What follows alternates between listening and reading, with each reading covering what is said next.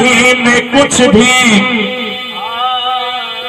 और सब काम हो रहा है।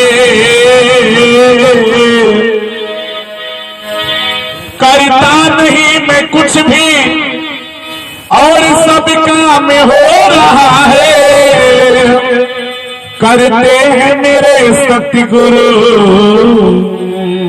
और मेरा नाम हो रहा है। ये करण करावनहार तो सतगुरु है। ये जिससे जो सेवा लेना चाहे ले लेते हैं।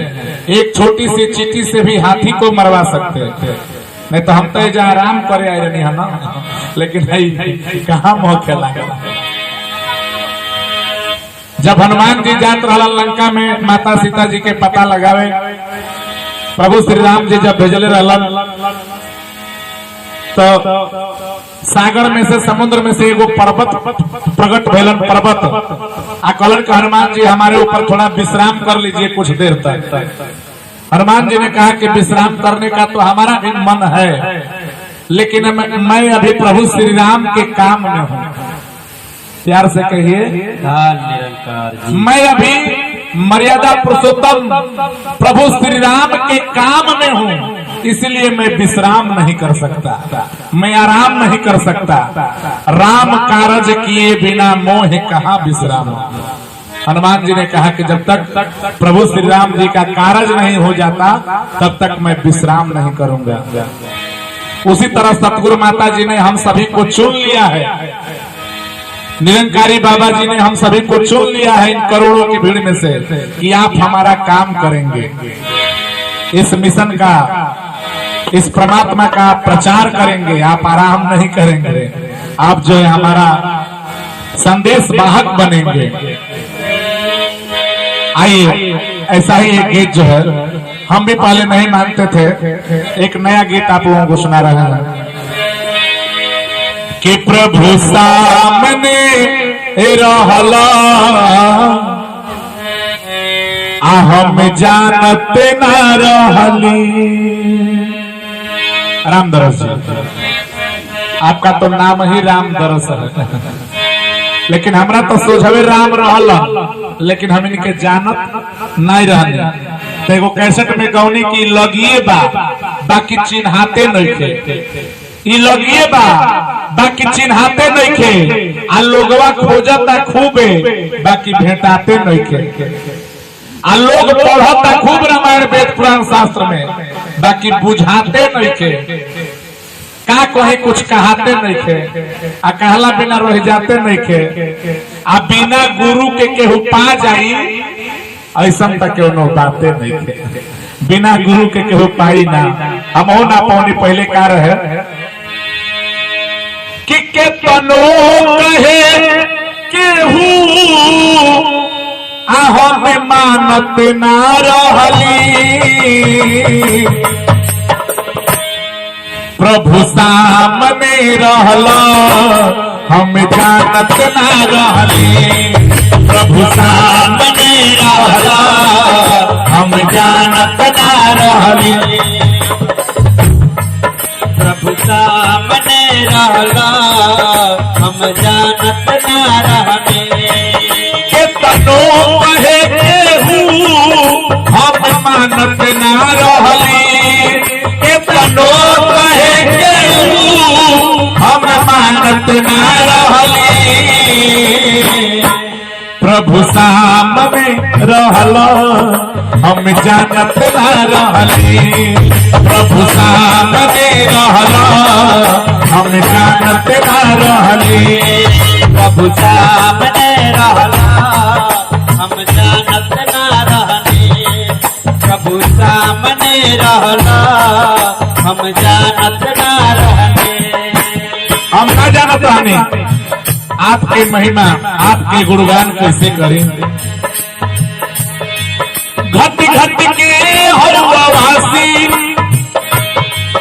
अजन्माया विनाशी। घट घट के हरवासी अजन्माया विनाशी। हरि भक्ति करे जे जान के कट जाला जन्म के फांसी। भक्ति करे जे जान के कट जाला जन्म के फांसी घट घट के हो वासी जन्माया विनाशी भक्ति करे जे जान के कट जाला जन्म के फांसी भक्ति करे जे जान के कट जाला जन्म के फांसी ई प्यार के गंगा सत्संगी कहीं पावत ना रहली ऐसा सत्संग पवित्र पावन है प्यार का गंगा बहुत जगह गई लेकिन इतना प्यार इतना सम्मान इतना आदर कहीं ना मिला जितना आप लोग के चरण में मिलल बा। आपके चरणों में जब से स्थान मिला है अब हम जहां भी जाते हैं हमें सम्मान मिला है। अब और कहीं जाने की जरूरत ही नहीं है क्योंकि माता सुदीक्षा जी के रूप में हमें भगवान मिला है हमें भगवान मिला है। और आप ये देख रहे हैं ये महात्मा जी लोगों की तरफ से जो है बहुत सारा आशीर्वाद आप देख रहे हैं।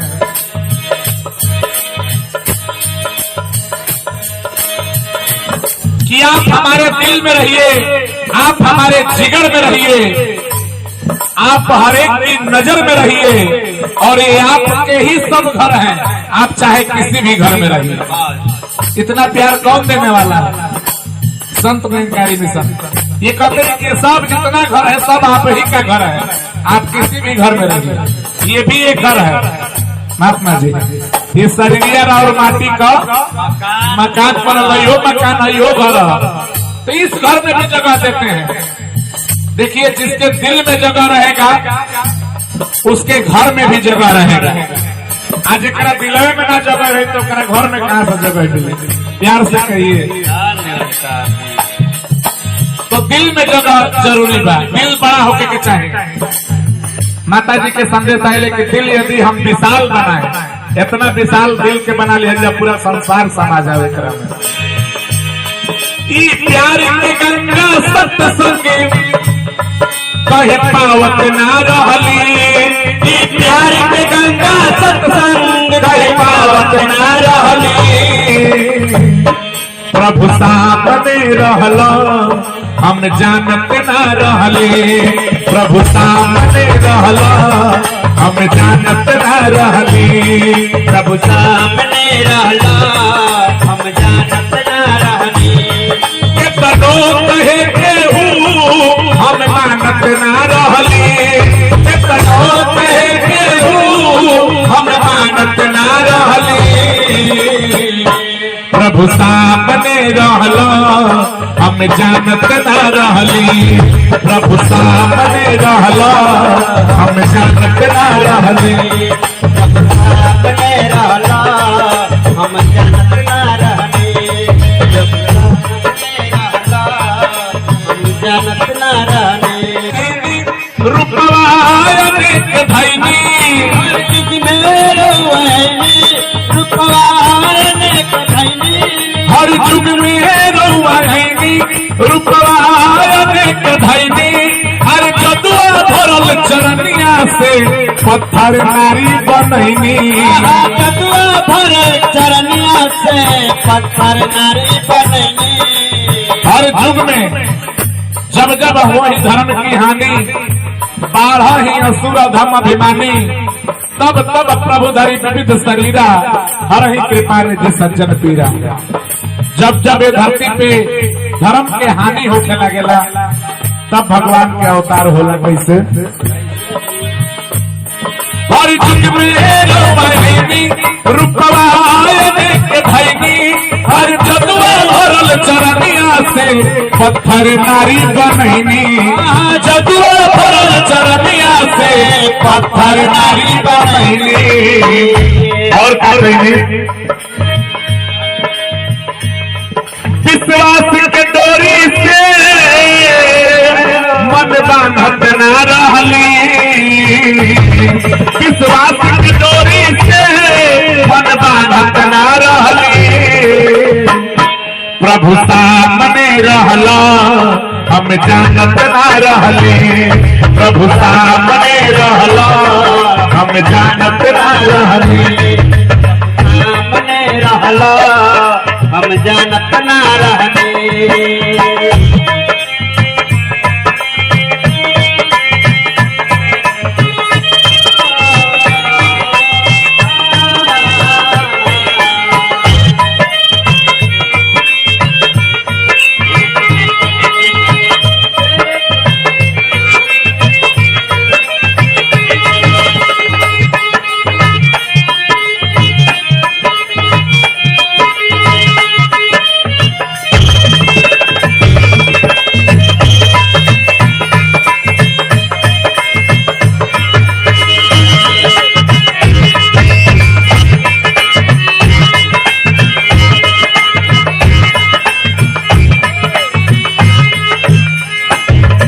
आखिरी लाइन गीत के राखी।